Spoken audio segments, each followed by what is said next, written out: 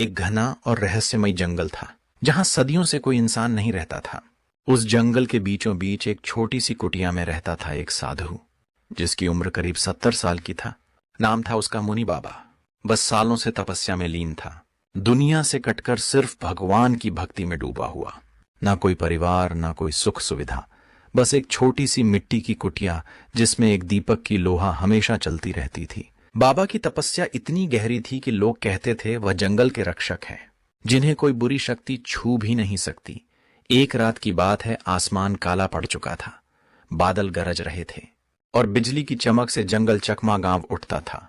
तेज हवा चल रही थी, पेड़ चूक रहे थे मानो कोई अनहोनी होने वाली हो। ये बाबा अपनी कुटिया में बैठे छुप कर देख रहे थे। बाहर की आवाज उन्हें परेशान नहीं करती थी, लेकिन अचानक एक अजीब सी कड़कड़ आहट सुनाई दी, जैसे कोई भारी चीज कर रही हो। बाबा ने आंखें खोली और बाहर झांक कर देखा। दूर एक पेड़ के नीचे कुछ चमक रहा था। उत्सुकता हुई, लेकिन डर नहीं। वह उठ अपना कमंडल उठाया और बाहर निकल पड़े। बारिश की बूंदें उनके चेहरे पर गिर रही थीं, लेकिन बाबा बिना रुके आगे निकल पड़े। जैसे ही वह उस जगह पहुंचे, उनके होश उड़ गए। वहां एक पुराना जंग लगा ताबूत पड़ा था।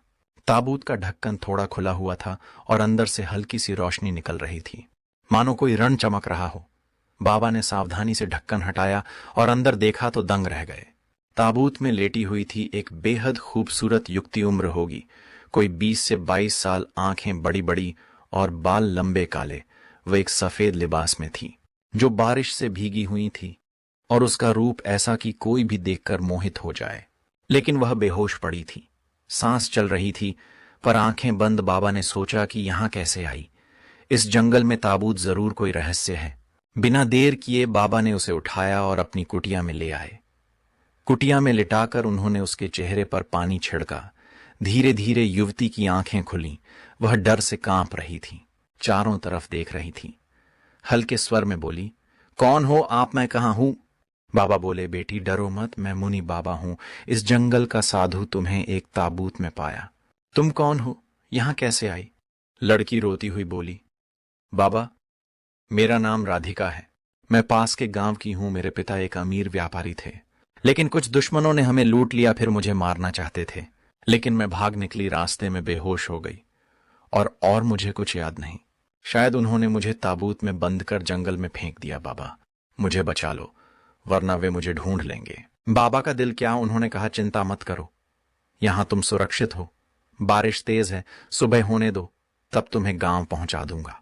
राधिका ने थोड़ा सुकून लिया, लेकिन उसकी आंखों में एक अजीब चमक थी। कुटिया में हल्की रोशनी थी, दीपक किलो मार रही थी। बाबा ने उसे कुछ फल दिए और खुद जप करने लगे, लेकिन राधिका की नजरें बाबा पर टिकी हुई थीं। वह धीरे से बोली, बाबा, आप इतने सालों से अकेले, यहां कोई साथ नहीं। आपकी तपस्या कितनी मजबूत होगी। बाबा मुस्कुराए, बेटी, तपस्या ही मेरा साथी है। दुनिया के मोह से दूर हो। लेकिन जैसे जैसे रात बीत रही थी, बाबा के मन में अजीब हलचल होने लगी। राधिका का रूप इतना आकर्षण था कि सालों की तपस्या तक डगमगा रही थी और खुद को रोक रहे थे, लेकिन शैतान के विचार मन में घूम रहे थे, इतनी सुंदर लड़की, अकेली रात क्या है। राधिका ने देखा कि बाबा बेचैन है बहुत ही, और उनके पास आकर बैठ गई। बाबा, मुझे डर लग रहा है, क्या मैं यहां रह सकती हूं? रात भर कल चली जाऊंगी। बाबा का दिल धड़का, लेकिन उन्होंने राधिका को कुछ सूखे फल दिए। लेकिन राधिका ने कहा, बाबा, मुझे भूख लगी है, क्या मैं आपके लिए कुछ खाना बना दूं? मैं अच्छा खाना बनाती हूं। राधिका ने कुटिया में रखे कुछ अनाज और सब्जियों से खाना बनाना शुरू किया। थोड़ी देर में पूरी कुटिया में स्वादिष्ट खाने की खुशबू फैल गई। स्वामी ने खाना खाया और हैरान रह गए। इतना स्वादिष्ट खाना उन्होंने पहले कभी नहीं खाया था। राधिका मुस्कुराई, बाबा, आपको पसंद आया? स्वामी ने हल्के से सिर हिलाया, लेकिन उनके मन में संदेह जागा। ये लड़की इतनी डर में थी, फिर भी इतना शांत कैसे? और ये ताबूत का रहस्य क्या है? खाना खाने के बाद राधिका ने कहा, बाबा, मेरा क्या होगा? मेरा अब गांव नहीं लौट सकती, वे लोग मुझे ढूंढ रहे होंगे। स्वामी ने गौर किया कि राधिका की बातों में सच्चाई तो थी, लेकिन कुछ छुपा हुआ भी था। उन्होंने कहा, बेटी, तुम्हारी कला कमाल की है, अच्छा खाना बनाती हो, शहर में तुम्हारा भविष्य बन सकता है। कल सुबह हम शहर चलेंगे, वहां कोई इंतजाम हो जाएगा। राधिका ने सर झुकाया, लेकिन उसकी आंखों में एक चमक थी, मानो वह कुछ और सोच रही हो।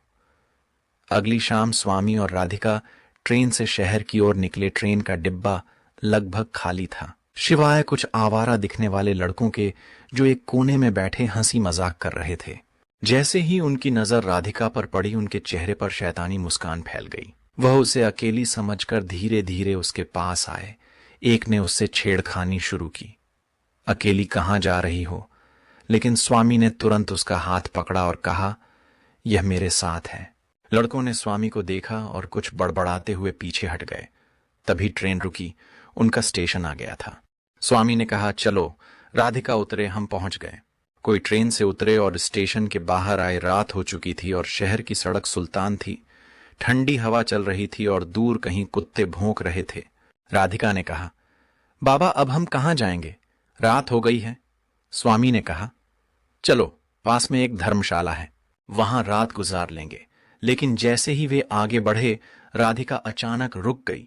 उसने स्वामी की ओर देखा और धीमी आवाज में कहा, बाबा, मुझे लगता है कोई हमारा पीछा कर रहा है। स्वामी ने पीछे मुड़कर देखा। सड़क खाली थी, लेकिन हवा में एक अजीब सी सरकारी थी, जैसे कोई फुसफुस रहा हो। फिर मैं आगे बढ़ते चले जा रहे थे, फिर धर्मशाला पहुंचने वाले थे कि तभी उनके सामने पूरी काली कार आकर रुकती है और उसमें से 3 बदमाश लड़के उतरते हैं और राधिका को जबरदस्ती खींच कर ले जाना चाहते थे।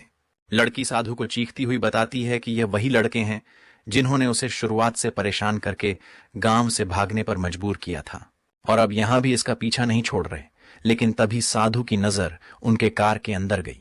उसने देखा कि उनके कार में 2-3 लड़कियां थीं, जिन्हें मुंह और हाथ बांधकर इन्होंने पकड़ रखा था। लेकिन तभी ढूंढे उनसे कहा कि इस लड़की को छोड़ दो, मैं तुम्हें इससे भी अच्छी लड़की देता हूं, बिल्कुल तुम्हारी मां बहन की तरह। वह भी बहुत सारी उन्होंने हाँ ही भर दिया और साधु के प्रस्ताव को स्वीकार किया। उनमें से एक लड़का बोला, चल बुढ़े कहाँ हैं, लड़कियां चल हमें दे। उनसे कहता है, मेरे पीछे आओ। वे लोग बुढ़े का पीछा करते हुए चलते जाते हैं। अंत में वह शातिर बाबा उन्हें एक खोपचे में ले जाता है।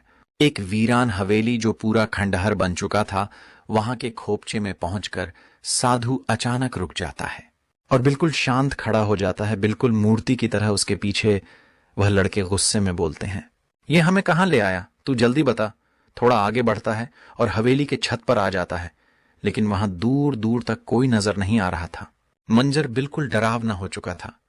लड़के गुस्से में बोले, तौबा तौबा, तूने तो सारा मूड खराब कर दिया। इतना सुनते ही साधु बोले, तो लड़कियां चाहिए ना, अपना फोन दो, लड़कियों को मैं फोन करके बुलाता हूं। लड़के ने अपना फोन दिया। साधु फोन लेकर कुछ दूरी पर आ गया। साधु को उसके फोन में उसकी बहन जैसा कोई कांटेक्ट दिखा। साधु ने फौरन उसे कॉल लगाकर एड्रेस बताया इस हवेली का और बोला, तुम्हारे भाई का एक्सीडेंट हो गया है और इसकी हालत बहुत गंभीर है। कॉल लगाया और पूरी बात बताइए। फिर उन्होंने उसे फोन लौटाया और बोला, लड़कियां आ रही हैं, थोड़ा इंतजार करो। सब लोग इंतजार करने लगे। थोड़ी देर में उसकी बहन वहां पहुंची और बोली, तुमने तो कहा इसका एक्सीडेंट हुआ है और हालत गंभीर है, लेकिन यह तो ठीक है। साधु ने लड़कों से कहा, मैंने कहा था ना तुम्हारी बहन जैसी लड़की दूंगा। बाबा बोले, मैंने कहा था ना तुम्हारी बहन जैसी लड़की दूंगा, ये लो, मैंने वादा पूरा किया। अब लड़कों का गुस्सा चरम पर पहुंच गया। वह साधु को कुछ करते इससे पहले ही पुलिस वहां आ पहुंची।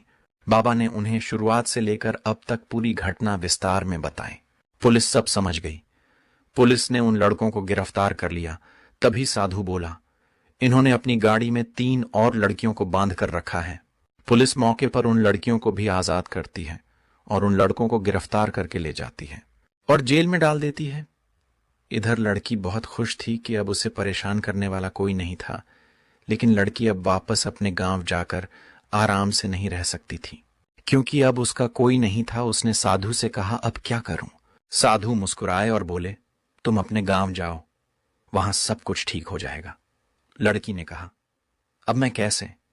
लेकिन साधु ने कहा, तुम एक बार जाओ तो सब कुछ ठीक है। वहां लड़की मान गई और अगली सुबह अपने गांव के लिए निकली।